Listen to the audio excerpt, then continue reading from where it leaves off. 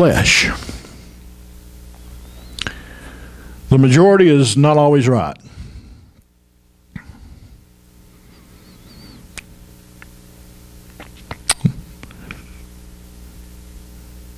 John the Baptist was a voice crying in the wilderness.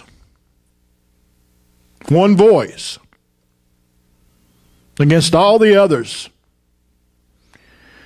He was the only one who was right. The prophets of the Old Testament, usually lone voices crying out against sin. And the majority said, well, you're wrong. There's nothing wrong with this. And then the judgment of God came.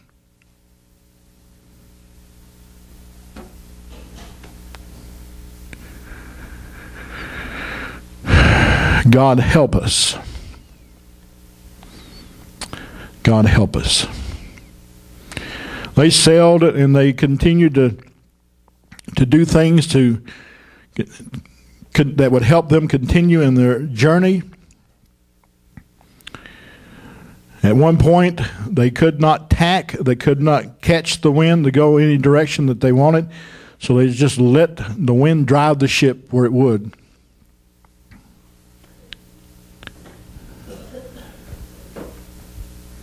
They took and they strapped cables around the ship to keep it together.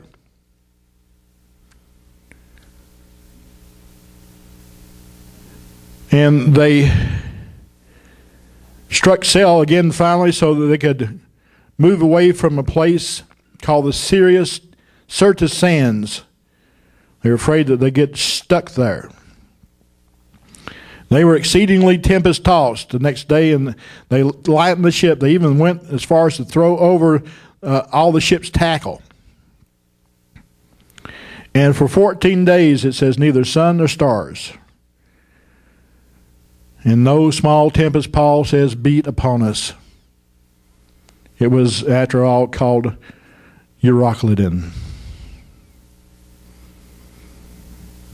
And after a long absence, Paul finally stood in the midst of them and said, men, you should have listened to me.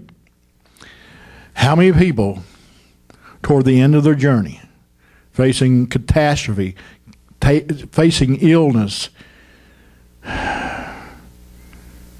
wish that they had listened to somebody?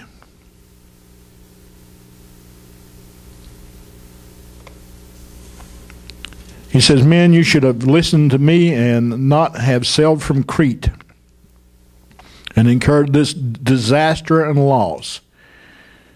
And now I urge you to take heart, for there will be no loss of life among you, but only of the ship. For there stood by me this night an angel of God, to whom I belong and whom I serve, saying, do not be afraid, Paul. You must be brought before Caesar. And indeed God has granted you all those who sail with you. And therefore take heart, men, for I believe God. I believe God. I believe God that it will be just as it was told to me. However, we must run aground on a certain island.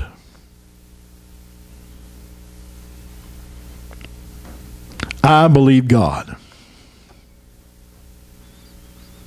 I believe God for the drug addicts. I believe God for those who are lost in sexual immorality. I believe God for those who are hurting and those who are sick. I believe God for those who are fighting mental illness. I believe God for every person that is facing tragedy. I believe God.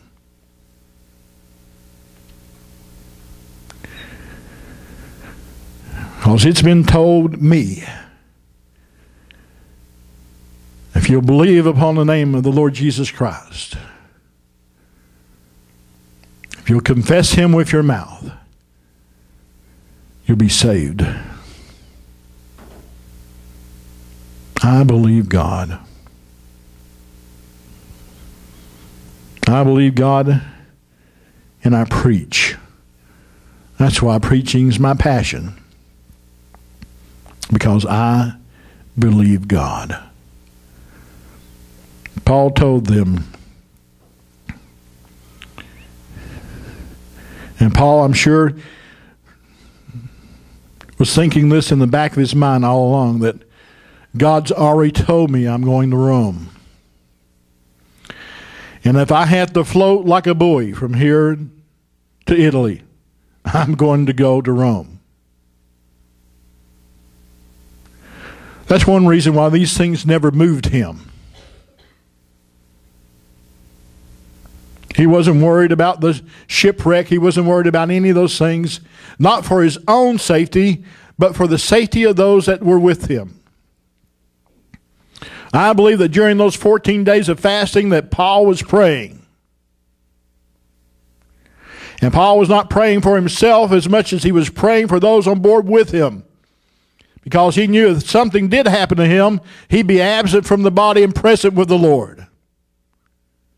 But he's praying for those who surrounded him, those who are lost, those who worshiped false gods, those who are involved in all kinds of sin, those who thought a great gain was the main thing. And the angel appeared and stood beside Paul and told him to not be afraid. God has indeed granted to you all those who sail with you. Brother Amos, I'd like to have everyone around me go. All my family, all my friends, those that are acquaintance, parishioners, and all that I come in contact with. It'd be my desire that the whole world could be saved.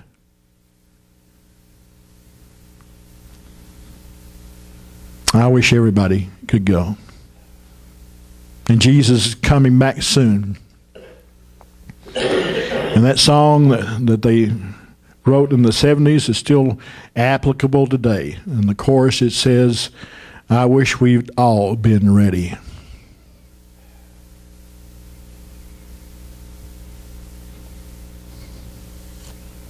God had granted them that they should be saved. Paul qualifies it, as I read just before, however, we must run aground on a certain island.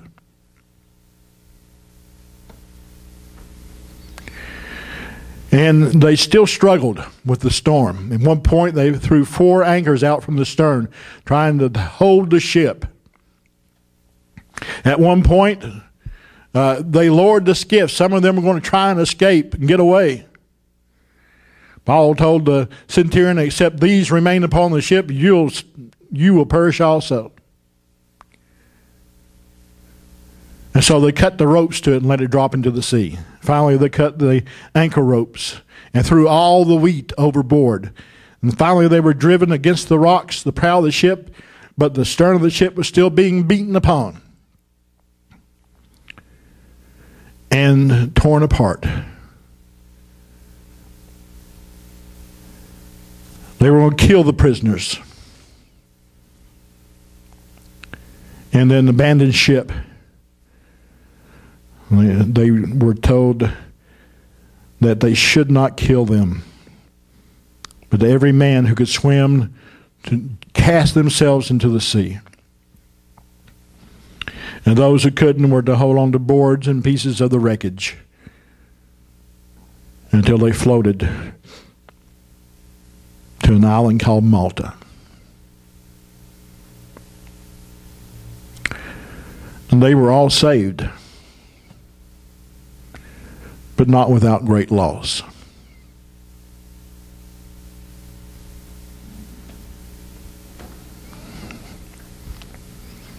And that's the only way you'll ever be saved, is through great loss. Jesus said, whoever shall seek to keep his life shall lose it. And who shall ever lose his life shall find it. They had to lose everything. They lost all the cargo. They lost all the tackle. They even finally lost the